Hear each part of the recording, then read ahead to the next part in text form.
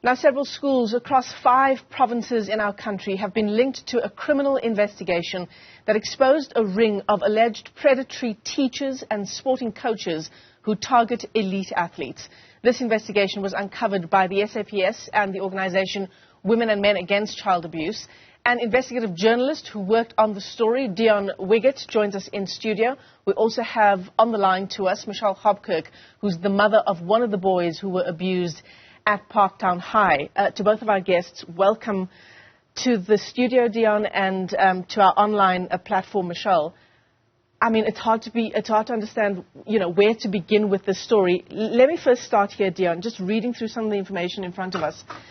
Give us an outline of what this investigation uncovered.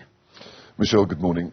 I started investigating this around the end of 2019, and like with all these things, it started with one scrap of information. This 16-year-old boy hung himself out the window of St. Andrew's College in Makanda, the former Grahamstown. So as I looked into it based on a hunch, I uncovered evidence of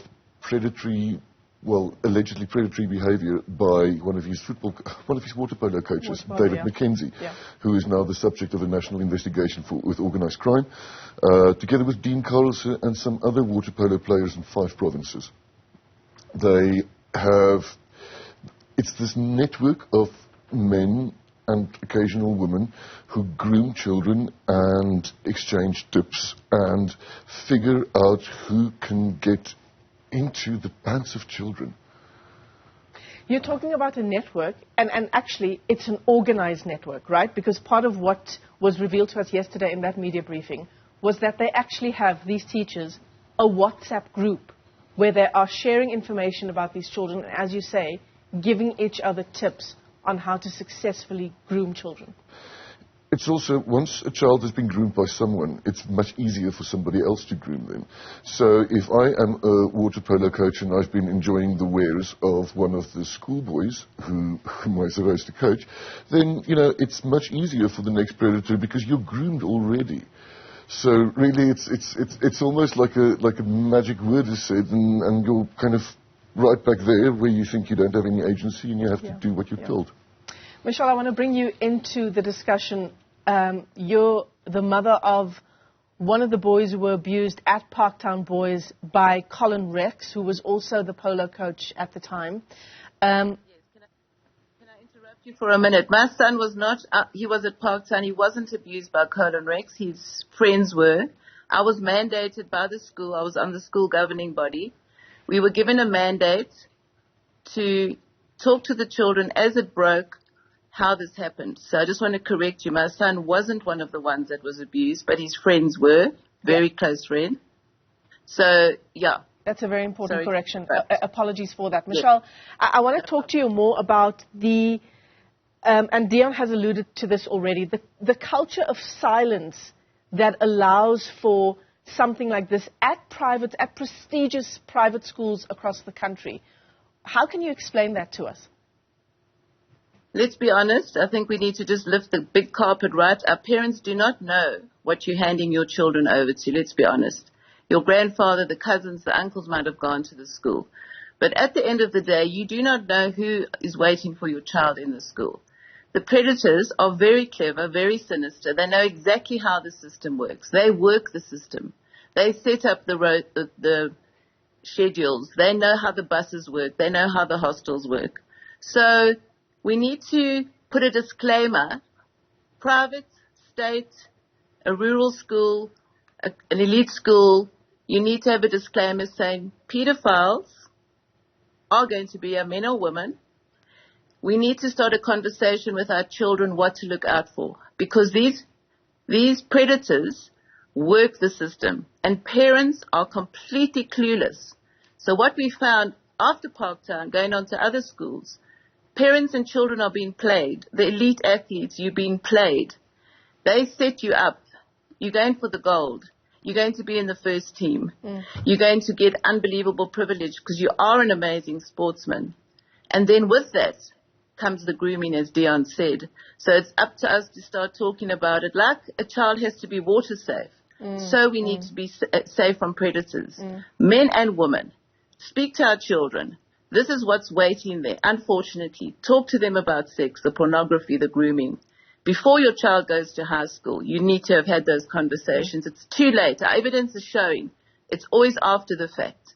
And to sit in court for years with a broken child, it's not necessary. If your child knows, anybody who's ingratiating and offering you awards and too friendly and too amazing, like Luke said yesterday, anybody who's paying your child more attention than a parent is, massive red flag. Yeah. Number one. Number two, any parent who suddenly gets a new best friend from one of the coaches because they're amazing, or they're a springbuck, they're going to do this and that for your child. Big red flag. Be very careful. So it's time for us to start speaking to our children. And as Deon said yesterday, what better place for a predator to work as in a school? There's no easier place. Yeah. But we have not had the conversations with our children. And then the drama around, can you believe? Yes, every single school. We can safely say, state or private, there are people who cannot keep their hands off children. And water polo is filled with creepy older men, old boys, coaches who love getting into deep water with little boys and touching them. And that's the reality of it. We need to stop skirting around the issue and deal with what's waiting in our schools for our kids. So you're saying it's prime hunting grounds, Deon, the schools, and particularly insofar as elite athletes are concerned? Because elite athletes have these dreams of becoming something else, something great, someone famous nationally, these coaches give them private training, one-on-one training. And it raises the question, just what do children have to do to keep the coach happy? Because if something weird is starting to happen, and, I mean, this coach is what stands between you and your national team in your perception, so it becomes excessively complicated. But also, predators go to where children are, and children go to school. That said, water polo is, in my view, a national health emergency. There is no easier way than to get your hands on children than to coach water polo. Furthermore, teachers who live in hostels with the children, not all of those teachers are predators. However, if you are a predator and you want to get your hands on children, isn't a hostel just perfect? And the amount of... There's no due diligence or proper background checking being done on people who live with our children, people who have access to their rooms after lights out. I mean, if the alleged misbehavior of David McKenzie of St Andrews College happened right there on campus in Espenhouse, where he was the deputy host father. And this culture of silence that we've been talking about, it feeds directly into the issue of elite athletes. Because we ask ourselves, in these prestigious schools where children speak so well and they've got all of the opportunities in the world, how is it that not a single one of them spoke out when this was going on? Look, I mean, we need to not engage in victim blaming, obviously, because when these things happen to you, you struggle with the context of it. The grown-ups in charge of St Andrews College are the people who were warned and who were supposed to do something about it. Alan Thompson, who lost his job as the headmaster of St Andrews College following the expose, had 6 formal and informal complaints that we found about. So it's not that there was a culture of silence, per se. Well, I mean, there's a culture of silence in the sense of everything is kept inside. Right. And when Mackenzie was finally made to leave St Andrews College, and he went to Grey College in Bloemfontein without facing background checks, they actually told us they didn't do any background checks. He was appointed on the recommendation of somebody else. So and then they don't say anything. So then, under the most questionable of circumstances, David McKenzie left St Andrews College. Back up he popped to coach water polo at Grey College because he's this great star coach. He'll make your kids famous. The same with Dean Carlson and a bunch of the other people we've identified in the public interest and people we have not identified yet. It is a sick ring, and I'm so pleased that the police are taking this massively seriously. General Shadrach Sabia and Colonel Helen Niemand from Organised Crime in Pretoria, together with Women and Men Against Child Abuse, we are doing quite an innovative investigation, but it's a good news story that we're talking about today. Actually, the police are doing something, and these people's time is over. Yeah. Michelle, let's bring you into the discussion. That media briefing that was held yesterday, so much was said by people like Luke Lamprecht, who you've mentioned as well. There was someone who made a comment in that briefing as well saying, you know, what happened to these children is almost worse than murder because you're ruining the rest of their life. Yes.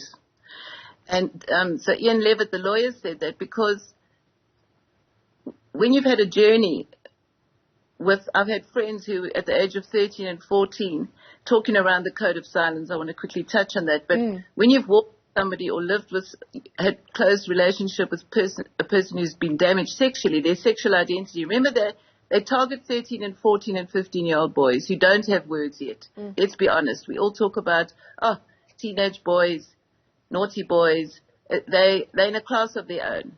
And that's what the pedophiles target. So the code of silence you're talking about is very real. In Parktown, the boys were told there will be no discussing this. What happens in Parktown stays in Parktown. And if you talk up, the boys that did were victimized. So it's secondary victimization. Your badges are removed. Your captaincies are removed.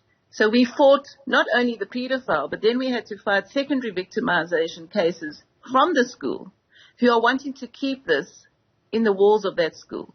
So no child's going to speak out. First of all, you pick up a boy from school. How was your day, boy? Fine. Fine. Yeah. That's it. Yeah. No deep. So the code of silence is real because you say to a child, if you speak out, this and this is going to happen. So boom, you've shut them down. And then the toxic... The children are watching each other and realize that it's okay. This is how we're going to function. There's a new set of rules in the school or in the hostel.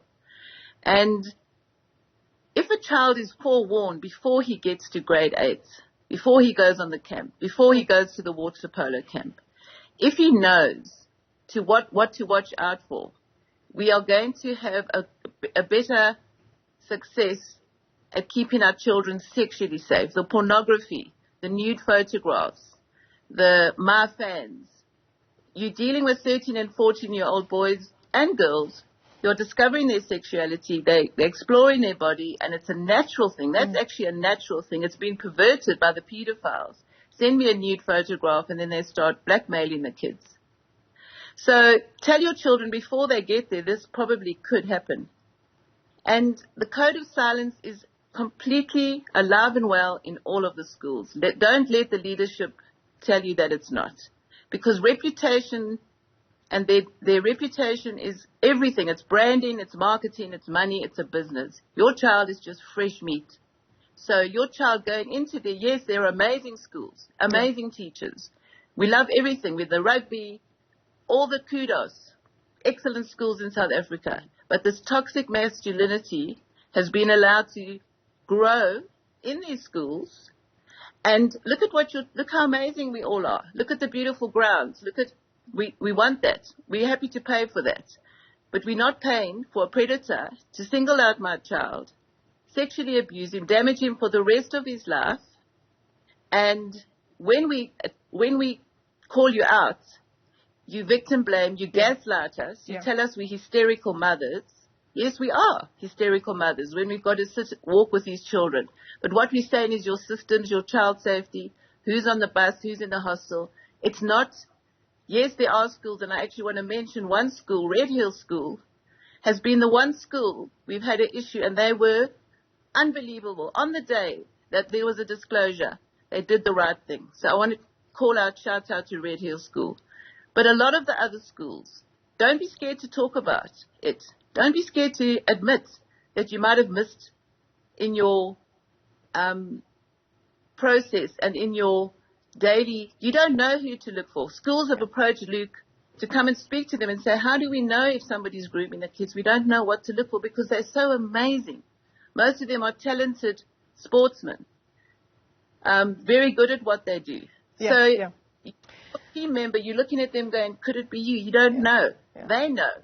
They know the system. And this is why they've been getting away with it for so long, isn't it, Yes. Deon? Because they are, as Michelle says, so incredibly good at grooming children. Yes. I want to ask you, how many years does your investigation and the police's span? Because potentially what we're talking about here is many, many thousands of children who are now adults. Absolutely. We go back to the 1980s, as a matter of fact. Much of the attention has been focused, and rightly so, on the people who are currently teaching our children, but they also got it from someone. They also learned the ropes from somebody. I mean, the two of the subjects of Operation Nemo, Dean Carlse and David McKenzie. Dean Carlse coached David McKenzie at Grey High in Port Elizabeth, now Quebec. So there's, and both of them coached Thomas Kruger, the boy who died at St. Andrew's College. So it's not like somebody who is abused becomes an abuser, but there's been these spaces available for so long, and these men mostly have got away with it for so long that they just grow arrogant and why would they not be arrogant? Yeah. They get their hands onto hundreds of children and nothing gets ever gets said. And the school is, in your experience, more concerned with the reputation management of the institution? And snitches get stitches. The only place I ever hear that expression is in prison movies and at schools, because there's this kind of narcissism in schools that goes, we are the best school in the world, and nothing bad happens here, so when something bad happens here, nothing did. So, and I don't see how it is bad for your reputation to say, listen, we've picked up on something here. And this is what we're going to do about it. That is what you're supposed to do. What does reputation matter if children are leaving your school raped and damaged for life? Michelle, your advice to parents that are listening to our interview this morning. Okay, so as our journey is progressing and working with Luke and Miranda and Deon, just want to say thank you to Deon for opening up this wonderful, just speaking about it. Our focus is starting to turn to the children, the primary school kids. Talk to them about sex, the pornography, your body, your sexual identity, that it's precious, that nobody's allowed to touch you, that parents struggle with these conversations. And then we expect the kids, who we don't allow to say no, first of all. Now suddenly they're going to say no to a predator who's promised them, who's told them they're amazing. So deal with the children first. Educate your children. Yeah. If you're sending your child into high school and you have not discussed sexual predators, pedophiles, pornography, you are doing your children a disfavor. They are on the back foot, number one. Number two, do not be intimidated by the schools. Go into those schools. When your child goes on a camp, on a bus, who, how, what time? Yeah. Don't tell your children. Your children don't want you on the school. No senior boy wants their mother hanging around. Trust me. I didn't want to be there either. I was happy to hand mine over. A few years in, I realized, hold on, this is interesting. So once you start to look, know who you're handing your kids over. Do not rely on your friends and the cousins and the uncles who all were amazing and it was great. Go and look for yourself who, how, and when. And pop into the school. Know exactly who's with your child. Number two. Number three, the children, the friends. Also, vaping, drugs, alcohol. We know what we live in. We know the world we live in. It's nothing new. But it's about saying to your children, no matter what happens, you have a safe place to come and talk to us with no judgment. It doesn't matter what it is. Yeah. With our boys at Parktown, he gave them weed, nude photographs, threatening to put them on social media, pornography. I'm going to tell your parents. A 13-year-old boy does not want to go home and get lashed by his mom and dad because it's threats. But a 13-year-old doesn't know that. I'm going to come after your family. I'm going to do this. So tell them, if anybody says that to you, you come straight home and you talk to us. Yeah. Because it's the biggest load of nonsense, and those people are completely inappropriate. Michelle, I'm so sorry to cut you off there, but I think you've made the point so well, keeping those lines of communication so completely open with your children, come and talk to me about absolutely anything. I'm going to thank both of you for joining us this morning. We are sadly out of time. Deon Wiggett is in studio with us. He is the investigative journalist who's been such an important part of this investigation, exposing a ring of alleged predatory teachers and sporting coaches targeting elite athletes. Michelle Hobkirk, thanks very much for your time as well.